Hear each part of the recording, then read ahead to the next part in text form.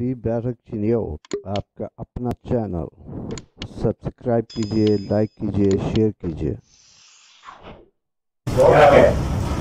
یہ جناب ڈاکٹر شاہد اشرف، اب میں صدر محفل جناب ڈاکٹر ریاض مجید سے التماس کروں گا کہ وہ تشریف لائیں اور اپنا کلام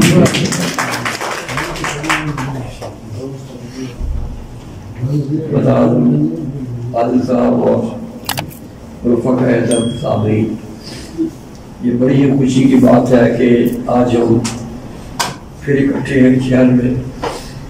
بہت غنیمت ہے یہ صحبتیں، اور جس تیزی کے ساتھ یہ زندگی گزر رہی ہے یہ بہت نایاب ہوتی جا رہی ہے۔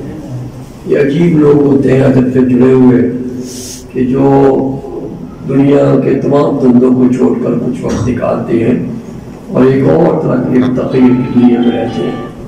یہ جو تقریباً 6 بجے ہم نے یہ کام شروع کیا، 6:15 بجے سے اب تک اس شہر میں کروڑوں روپے کا بزنس ہو چکا ہوگا۔ لوگ اپنی دکانیں بڑھا رہے ہوں گے، سمیٹ رہے ہوں گے اپنا کیش، لیکن ہم کچھ لوگ یہاں موجود ہیں۔ ایک اور طرح کی سلطنت ہے جو قدرت نے ہمیں دی ہوئی ہے، ایک اور طرح کا یہ رشتہ ہے کہ ہم لوگ گھروں سے اپنے وقت نکال کے یہاں آتے ہیں اور بہت ساری اپنی مصروفیات چھوڑ کر آتے ہیں۔ یہ اصل میں ایک رابطہ ہوتا ہے جو لفظ کا معنی کے ساتھ ہے، اور معنی کا یا شاعروں کے ساتھ ہے، اور پھر شاعروں کا سامنے کے ساتھ ہے۔ یہ ہمیں مضبوط رکھتا ہے۔ ہمارے لیے شہر کچھ لوگ ہوتے ہیں، باقی نہیں لوگ ہوتے ہیں۔ اگر ہم سمودر میں وزیر اعلیٰ صاحب یہاں موجود ہیں، اگر یہاں ہیں تو یہاں یزدانی صاحب ہیں اور یہاں خالد صاحب ہیں، چند لوگ جو بھی یاد آتے ہیں، باقی 2 دیوار ہوتے ہیں، کوئی ہمارا رشتہ ان کے ساتھ ہوتا ہے۔ اور یہاں سے تدبیر تخلیق کا ایک ایسا مرحلہ شروع ہوتا ہے جس میں ہم جاننا چاہتے ہیں کہ دوسرا کیا کچھ لکھ رہا ہے۔ یہ شہر ایک قدیم شہر ہے، فیصل آباد سے بہت قدیم۔ فیصل آباد کی تاریخ 120 سال ہے اور یہ بہت پرانا شہر ہے، دریا کے کنارے جتنے بھی شہر ہے، لیکن اس شہر کی اپنی ایک تاریخ ہے، اس کی اپنی ایک ثقافت ہے، اور ثقافت میں کچھ نام کرتے ہیں جو تب کے حوالے سے زندہ ہے، یہاں بھی موجود ہے اور یہاں سے باہر بھی۔ ان میں بلا شبہ ایک نام جو ہے وہ عادل کا ہے۔ عادل کی کئی حیثیتیں ہیں جسے ہم نے دور بیٹھے بھی دیکھا، قریبا کی بھی۔ ایک تو ان کی تنظیمی صلاحیت ہے کہ یہ شاعری کے لیے جز وقتی نہیں بلکہ ہم وقتی یہ کام ہے، اس سے مصروف رہتے ہیں، اپنے گھر بھی اور جگہ تنظیم میں منعقد کرتے ہیں، دوسرے کے ساتھ ملتے ہیں۔ یہ بہت بڑی بات ہے تو کو راستہ دینا صاحب لے کے چل رہے ہیں۔ پھر یہ کہ خود بھی شاعر ہیں، ان کی شاعری کے حوالے سے بھی کچھ باتیں ہوئی۔ اشرف صاحب نے اور یوسف صاحب نے بڑی اچھی باتیں کی، اور ساری باتیں ظاہر کی ادھوری ہیں کہ کبھی مکمل بات اس پہ ہو نہیں سکتی۔ یہ وہ المیہ ہے قدرت کا جو تمام شاعروں کو لکھنے میں مسلسل مجبور کرتا ہے، اور جس کی کوئی انتہا نہیں ہے۔ ہر وہ چیز جو بدن رکھتی ہے وہ ہمیشہ محدود ہوتی ہے، اور جو بدن نہیں رکھتی وہ غیر محدود ہوتی ہے۔ الفاظ چونکہ محدود ہیں، اس لیے الفاظ میں جتنی بھی آپ باتیں کریں گے کچھ باتیں رہ جائیں گی۔ الف سے لے کے یہ تک جو ہمارے 40-50 حرف ہیں، ان کے اندر ہی دیوان غالب ہے، اسی میں بدل ہے، اسی میں ہی علامہ اقبال ہے، اسے بھی ہم نے شاعری کرنی ہے، لیکن کیفیات ہم میں بدلتی رہتی ہے۔ یہی وجہ ہے کہ آدمی بہت کچھ کہہ کے بھی مجبور رہتا ہے، اور ہمارے ہر کے کتنے پانیوں کے ذائق کے آشنا ہو کر بھی کہتے کچھ کہیں، بہت کچھ دیکھ کر بھی اور بہت کچھ دیکھنے کی آرزو بےتاب رکھتی ہے۔ آدمی کبھی مکمل نہیں ہوتا، اور یہ نامکمل ہونے سے پھر دوبارہ دوسری کتاب کو مجبور کرتا ہے، پھر 30 کی پھر 34 پہ حتیٰ کہ وہ ختم ہو جاتا ہے۔ کیونکہ بدن جو ہے اس نے ویئر ہونا ہے، اسے بھوک بھی لگنی ہے، اس کا گھر بھی ہے، اس کی رشتہ داری بھی ہے، جنس کا مسلک اس کا ہے، جبکہ روح کا نہیں ہے، معنی کا نہیں ہے۔ ہر وہ چیز جو بدن رکھتی ہے آپ سمجھے کہ وہ محدود ہے۔ اس طرح لفظ اور معنی کا رشتہ ہے، معنی جو ہے وہ بہت زیادہ ہوتے ہیں اور لفظ جو ہے وہ محدود ہے، اس لیے آپ کی پوری کیفیت اس کے اندر نہیں جاتی۔ ہم اس کو چھوٹی سی مثال دیتے ہیں، پہلی آنے کے بعد مثال، ایک آدمی پیاسا ہے، 4-5 گھنٹے کا پیاسا ہے، آ کے پانی پیتا ہے، کہتا ہے بڑا اچھا لگا پانی۔ ایک آدمی شام کو روزہ بولتا ہے تو کہتے ہیں بڑی اچھا پانی تھا۔ ایک آدمی صحرا میں سفر کرتا ہے، 3-4 دن کے بعد اسے پانی ملتا ہے، پانی پی کہتے ہیں بڑی اچھا لگا پانی مجھے۔ اب ہر ایک کی کیفیت مشکل ہے، مختلف قسم کی ہے، لیکن لفظ اس کے پاس اچھا ہے، تسلی بخش ہے، لیکن کیفیت سب کی شاعر کی یہ کوشش ہوتی ہے کہ تمام کائنات کے حسن کو کشید کر کے اپنے لفظوں میں لائے، اور جب وہ لفظوں میں لاتا ہے اس کی حیثیت ایسی ہوتی ہے جیسے چھلنی میں سمندر کو لانا، وہ چھلنی کو بھرتا ہے دریا کے اندر سے کنارے پہ تو بہت پانی پھر جاتا ہے، تو پورے کا پورا چھلنی میں پانی سمندر نہیں آتا، اس طرح جو معنی کا سمندر ہے، جو تجربات کا سمندر ہے، وہ باہر تک نہیں آتا اور ہمیشہ ادھورا رہتا ہے۔ اور لفظ بہت بڑی قوت ہے، جو یوحنا کی بائبل ہے وہ اس سے شروع ہوتی ہے کہ لفظ سب سے پہلے لفظ تھا، لفظ خدا کے ساتھ اور لفظ خدا ہے۔ لفظ کی اہمیت جو ہے وہ ایک خدائی صفات کے حوالے سے ہے، اور حضور صلی اللہ علیہ وسلم جو پہلا لفظ نہیں ہوا وہ بھی اقرا تھا کہ پارٹی سے دے کیا تھا۔ تو یہ جو بار بار لکھنے کی کیفیت ہوتی ہے یہ بڑی آدمی کو بہت بے چین رکھتی ہے، اور یہی اس کی مزید بدل کا اس کے بعد پھر مزید بدل کا کہنے کا ایک رابطہ سامنے آتا ہے۔ ابھی 4 دن پہلے 2 تاریخ کو پہلی بار جو مریخ کی تصویریں زمین پہ آئی، میں بڑے اشتیاق سے اسے دیکھتا تھا اور 2.5 سال سے مجھے انتظار تھا یہ تصویریں کب آئیں گی۔ یہ 334 ملین کلومیٹر پہ یہ ایک سیارہ ہے، چھوٹا تھا، زمین سے ایک آئی، تو پہلی وقت اس کی تصویریں زمین کی آئی اور بڑی وہ کلوز میں جا کے کیمرے نے اس کی اچھی ہائی ریزولوشن میں دکھائی، اس کی زمین، اس میں ہوا بھی تھی، اس میں ہوا کی آواز بھی سنائی تھی، ایک نئی دنیا کھل گئی کہ کیا کہیں اور انسان پہلے کبھی موجود تھا یا نہیں۔ قرآن کریم میں جو سورہ طلاق ہے اس پر سیکنڈ لاسٹ رکوع ختم ہوتا ہے، وہ ایک سائڈ پہ ہے کہ اس طرح کی اور ایک بہت ساری زمینیں ہیں، ارض و مثل ہننا کا لفظ آتا ہے، اس طرح کی اور بھی زمینیں ہیں۔ اور ابن عباس کہتے تھے اگر میں اس کا ترجمہ کروں تو مجھے ڈر ہے تم کافر نہ ہو، جیسے یہ زمین پہ ایک آدم ہے وہاں بھی ایک آدم ہے، جیسے یہاں ایک حصہ ہے وہاں بھی ایک حصہ ہے۔ یہ جو کیوریوسٹی ہوتی ہے یہ شاعر کو ٹک کے نہیں بیٹھنے دیتی، ہر درد مند جس کے پاس لفظ ہے وہ بھی اور جس کے پاس لفظ نہیں ہے وہ بھی، وہ پوری کوشش کرتا ہے کہ میں تمام چیزوں سے اسی سے نیل پیدا ہوتا ہے، اس سے نیل درد پیدا ہوتا ہے۔ غالب و اقبال یعنی اشرف نے بڑی خوبصورت مثال دی کہ رونے کی کیفیت ہے، لیکن تینوں چیزوں کی، تینوں شاعروں کی مختلف کیفیت ہے، اور جو چیز ہمارے دور کے قریب ہے وہ ہمیں زیادہ اپیل کرتی ہے، زیادہ اچھی لگتی ہے۔ عادل ثانی کی شاعری جو ہے وہ بڑی ایک کشمکش کی شاعری ہے، اور 20-30 سال سے ہم اسے پڑھ رہے ہیں، دیکھ رہے ہیں، ایک طالب علم کی حیثیت سے بھی اور ایک چھوٹے سے استاد کی حیثیت سے بھی بڑی توقع تو ہے کہ اس نے یہاں رہتے ہوئے اپنے جلول پہ رہتے ہوئے کوشش کی ہے کہ باہر کی دنیا میں جو بدل ہو رہی ہے اس کے اپنا رابطہ قائم کرنا، لیکن ابھی بہت منزلیں باقی ہیں۔ اس کے قافیے، اس کی ردیفیں، اس کے اندر پوری ایک کشمکش ہے، جنگ جاری ہے ساری، اور یہ جس طرح گریوٹی کے اگینسٹ نکلنا بڑی بات ہے، قوت کے بغیر آدمی کشش سے نہیں نکل سکتا، اس طرح جو بعض علاقوں کی غزل ہوتی ہے اس میں جو ایک روایتی شعور کی پختی ہوتی ہے اس سے نکلنا بھی بہت مشکل کام ہے۔ میں کئی ایسے مضافات میں دیکھتا ہوں، اپنے شہر میں بھی دیکھا، اپنے آپ کو بھی دیکھا کہ ہم لوگ بڑی محنت کرتے ہیں ردیف پہ، قافیے پہ، یار نہ گر جائے، یہ نہ گر جائے، لیکن دور سے کوئی ایسا شاعر آتا ہے، کوئی چھوٹا سا ایک ایسی خوبصورت شعر کہہ دیتا ہے جو کلاسیکی روایت سے ہٹ کے نئی بات ہوتی ہے۔ یہ بالکل جو فنی پختی ہے یہ کبھی معیار نہیں ہے شاعری کا، ایک سہارا تو ضرور ہے، اصل بات کانٹینٹ ہے کہ آپ کس طرح سے بات کرتے ہیں۔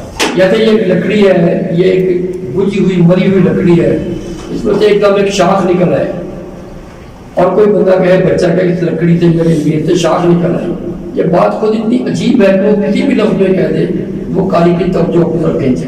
تو یہ جو شاعری ہوتی ہے بڑی شاعری، اور جو ماڈرن سینسیبلٹی کی شاعری ہے وہ تمام کی تمام جو ہے وہ جدید تجربات پہ مشتمل ہوتی ہے، اور جدید تجربات جو ہیں وہ جدید چیزوں سے جنم لیتے ہیں۔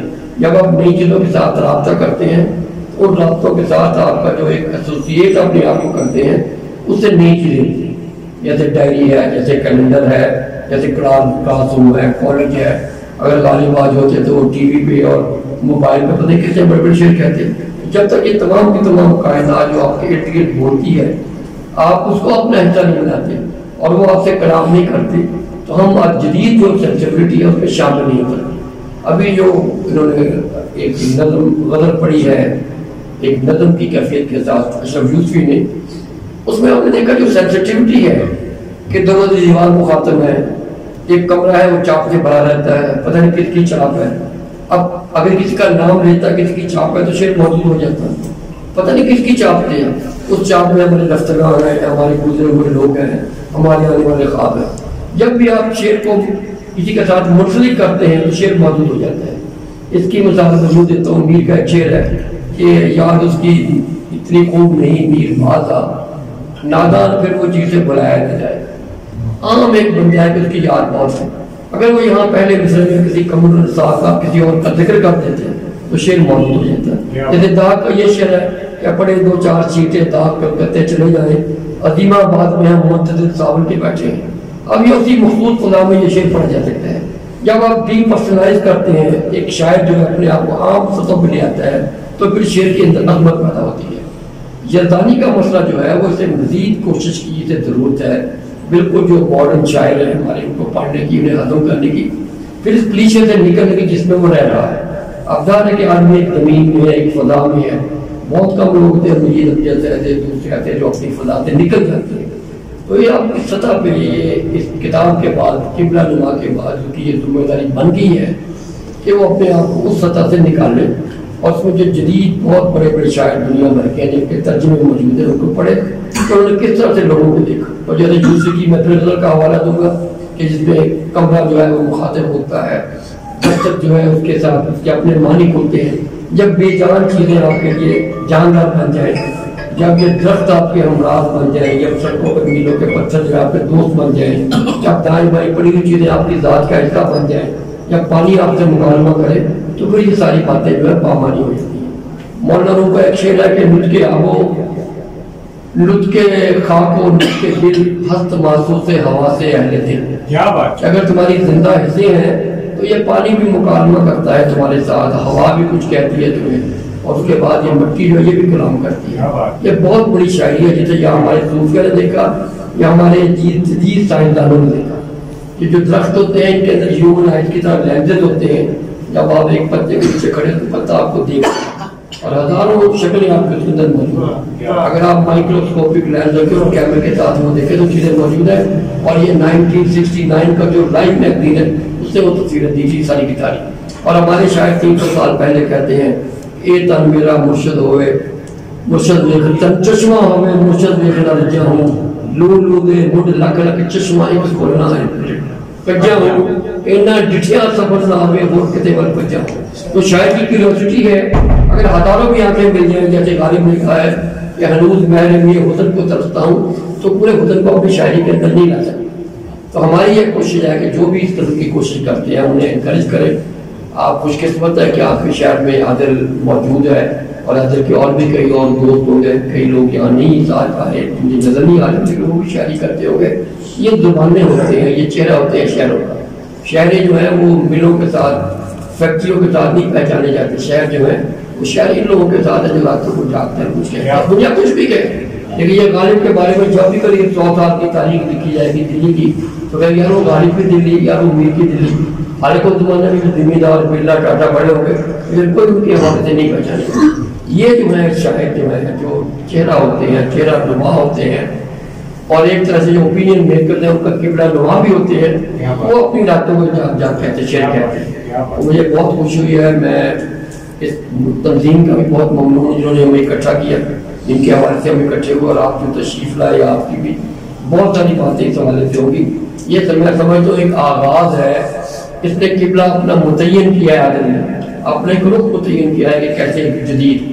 باقی یہ کہ آدیوں میں بھی اس کا چراغ جلتا ہے. اور جو ہے 112 صفحے پہ غالباً عجب کی ردیف پہ پوری غزل ہے کی جس میں یہ میرا راستہ الگ ہے اور میری دنیا الگ ہے اور میرا دیا الگ ہے، میرا چراغ الگ ہے.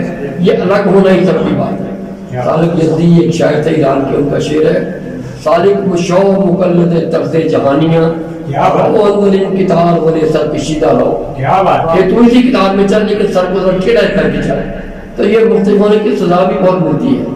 مختلف ہونا جب آدمی مختلف ہوتا ہے تو دوسرے لوگوں سے قبول نہیں کرتے. اس پہ ہمیں ہمارا کہ ایک کہانی ہے نیلی چڑیا. وہ کہتے ہیں کہ بچپن میں ہم نے ایک چڑیا کو رنگا، نیل کے اندر ڈبو کے چھوڑا تو باقی تمام چڑیوں نے چوچے مار کے مار دیا کہ یہ کہاں سے آ گئی. جب یہ شاعر جو ہے نا یہ عجیب طرح کا لکھتا ہے نا تو دنیا اس کے بہت خلاف ہے کہ کیا باتیں کر رہا ہے، کیا کس کام میں لگا اترا. یہ مختلف ہونے کی سزا ہوتی ہے لیکن یہی سزا اس کا انعام ہوتا ہے. مجھے بہت خوشی ہے اور بڑی بات ہے. اس پہ بڑی لمبی باتیں ہو سکتی ہیں. اگر کوئی سوال جواب آپ کرنا چاہیں شاعری کے حوالے سے، تو ایک بڑی شاعری جو ہے وہ ایک اس کی تحریر پہ کڑی ہے. اب یہ عادت کی ذمہ داری ہے کہ وہ روایت میں رہنا چاہتے ہیں تو رہے، اور اگر اس کے اندر کچھ چیزیں ون سٹ ایسے شعر ہے، بڑی خوبصورت شعر ہے، اس قسم کی شاعری کرنی ہے تو کرے. اور آخری بات یہ کہ مجھے بہت اچھا ہے کہ انتخاب کرا دیا جائے عادل کا، اور بلا شبہ جو آج جہاں بھی غزل کھڑی ہے اس کے اندر یہ بہت بڑا ایک شاعر ہے. میں مبارکباد دیتا ہوں عادل کو بھی اور منتظمین کو بھی جنہوں نے اپنے شہر کے ہیرو کو پہچانا. دیکھیں اپنی لڑائیاں ہر جگہ ہوتی ہیں، اب تک کوئی انکار نہیں ہوتا، اگر کوئی انکار کرے تو جھوٹ بولتا ہے. اختلافات بالکل ہوتے ہیں، ماں میں بیٹے میں باپ میں ہوتے ہیں، شاعروں کے اندر بھی ہے، لیکن کامیاب لوگ ہیں جو ان اختلافات کے اندر سے اپنا ایک راستہ متعین کرتے ہیں. اختلاف تو اس لیے بھی ہوگا کہ ایک کا 5 فٹ 4 ہے، ایک کا 5 فٹ 2 ہے، قدرت اختلافات رکھے ہیں. ان اختلافات کو ساتھ لے کے چلنے میں ہی عافیت ہے. یہ سارے کے سارے مزاج، سارے کے سارے رویے جو ہیں نئے کو قبول کرنے کے، پرانے کو رد کرنے کے، سیاست کو اپنے اندر ساتھ سمیٹنے کے، ہمارے ملک کے ساتھ جو کچھ ہو رہا ہے وہ اتنا ہولناک ہے کہ آپ اس کا تصور نہیں کر سکتے. صرف وہی کریں گے جو باہر کے ملکوں کو دیکھ کیا ہے. جب آپ کے دروازے کے باہر ایک 2 پارٹیاں لے کے تھوڑا دودھ والا آتا ہے، یہ 110 روپے کلو، یہ 180 روپے، یہ 80 روپے کلو ہے، تو ہم کہاں کھڑے ہیں؟ مجھے سمرقند کے پروفیسر نے چلو جنگ بازار میں کہا کہ اس پورے بازار میں سے آپ 10 گرام پسی ہوئی مرچ مجھے ثابت خالد دکھا دیں گے. اور مجھے افسوس ہے کہ نہیں دکھا سکے. میں ایک دکاندار کے پاس گیا، کہتا ہے مجھے کچھ نہیں پتا جو پیچھے آتی ہوئی کھٹی. تو جب یہ زندگی کی قطریں ختم ہو گئی، جب انسان نہیں رہا، جب پیسے کے لالچ نے ہمارے شہروں کو خراب کر دیا، ہمارے کلچر کو خراب کر دیا، ہماری زبانیں ہم سے چھن گئی، ہمارے نصاب وہی رہے جو 1880 میں جب انگریز نے کہا کہ کل کو انگریزی زبان ہوگی، اب بھی انگریزی زبان ہے. یعنی ایک ہمارے پڑھے لکھے لوگ فارسی عربی کے گھر بیٹھے بیکار ہو گئے. تعجب ہے کہ اگر یا کوئی بھی زبان ہوگی تو وہ اردو ہی ہوگی نا، لیکن نہیں. جس کو آپ نے پھانسی کی سزا دینی ہے اس کے وکیل انگریزی میں باتیں ہوتے ہیں. اس کے ساتھ کیا ہو رہا ہے؟ جو مریض ہے وہ کھڑا ہے اور بڑے بڑے لمبر ڈاکٹر جو ہے وہ انگریزی کے چلنے بول رہے ہیں. جب ہماری زبانیں ہم سے چھن گئی اور جب ہمارے نظام تعلیم ہم سے چھن گیا، جب بہت ساری باتیں، ویسے ہمارا دین ہے اس کے اندر بھی عجیب و غریب قسم کے علماء کرام پیدا ہو گئے جو کبھی کسی زمانے میں تھا ہی نہیں. مسجد نبوی میں ایک بندہ اونچی آواز سے قرآن پڑھ رہا تھا اور ایک بندہ سویا ہوا تھا. تمہیں فاروق نے کہا کہ تمہیں پتہ نہیں تمہارا بھائی سویا ہوا ہے، منہ میں قرآن پڑھو. اب یہ مولوی جو آپ کے محلے کے باہر جو صبح لوٹ میں ٹیپ لگا دیتا ہے، آپ اس کی ٹیپ بند کروا کے دکھائیں. یعنی مسجد نبوی کے اندر جو ہے اپنے وقت کا حاکم وہ تو روک سکتا ہے قرآن پڑھتے ہیں، لیکن ہم دائیں بائیں جو فلمی نہیں ہو سکتے. یا معاشرہ بہت بدل جائے تو یا لوگ مر جاتے ہیں، کچھ کر لیتی ہیں، یا اس کے ساتھ ٹوٹ کے ٹکرا کے مر جاتے ہیں، یا پھر شاید لوگ اپنی تنہائیوں میں لفظوں کو جوڑتے ہیں اور کوشش کرتے ہیں کہ کچھ بات کریں. کل لوگوں نے لیا فان والی اور دوسری بات در توبہ والی، یہ ایسی غزلیں اس کی ہیں جو ہمیں سوچ وچار پہ مجبور کرتی ہے کہ ہم کہاں کھڑے ہیں اور ہمارا معاشرہ کھڑا ہے. اس حوالے سے میں سمجھتا ہوں کہ ایسے لوگوں کی قدر کرنی چاہیے، ایسی تقاریب منعقد ہونی چاہیے، ان پہ باتیں ہونی چاہیے ان شعروں پہ. اور باقی جو نئے لکھنے والے ہیں ان بھی چاہیے کہ آج ان سے رابطہ کریں اور اس کے اندر شاعری کریں. میں بات دیگر آپ سب کا بہت بہت بالکل ہی بولوں گا گفتگو کی اور کروا لیں. آج کی رات کا دولہا وہ ہے، ہم نے اس کی اور سن لیں.